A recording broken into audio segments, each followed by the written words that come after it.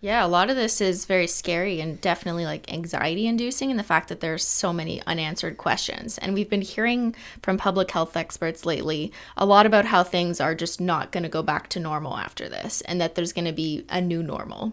What do you think that new normal looks like? And I'm thinking of the way people gather, like concerts or going to school or office places where there's, more than 20 people in a room. Wow, I don't know. That's a good question. I would think just from different perspectives, I would say that one of the things that certainly we've seen is that for businesses, even governments, how we work, because we have the technological tools, people can work virtually. So the so-called sort of sort of the actual physical building where everyone has to go every day, commute to, and then work at their desk, and then hang around the water cooler. I think.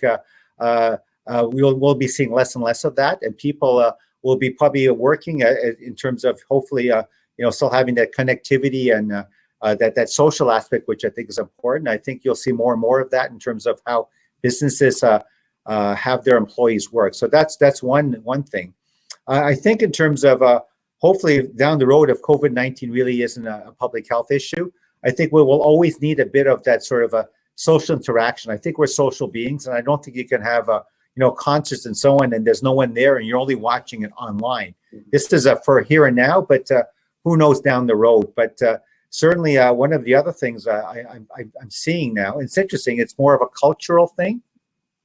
Is that in Asia, it's always been sort of a normal practice, I can call it, maybe a sign of respect that if you have a cold or infection and so on, you wear a face covering, not necessarily a medical mask, like want to say the actual medical mask for healthcare workers and the frontline essential workers. But for the average person, if you have a cold, etc., and you're going out in public, you wear a face covering or sort of a non-medical mask.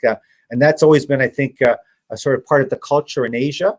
But you can see here now it's coming over to sort of Europe and North America because there is some evidence to show that some people who have maybe very mild symptoms, pre-symptomatic, etc., might also be contagious to others. So by wearing a so-called face covering or non-medical mask, it's not about you necessarily protecting yourself against others, but you actually sort of taking the initiative, hopefully that's showing the respect to others by protecting them by wearing that face covering. So should you in any way have a chance of transmitting the virus, you don't do that. So that's one of the things I can see maybe over time becomes part of the norm here as well in terms of part of our normal thinking in terms of culture. Plus, I think also, I think more and more people just know a proper cough etiquette now, and hand washing and so on. Hopefully, those things stay in place even after this COVID-19 pandemic is over.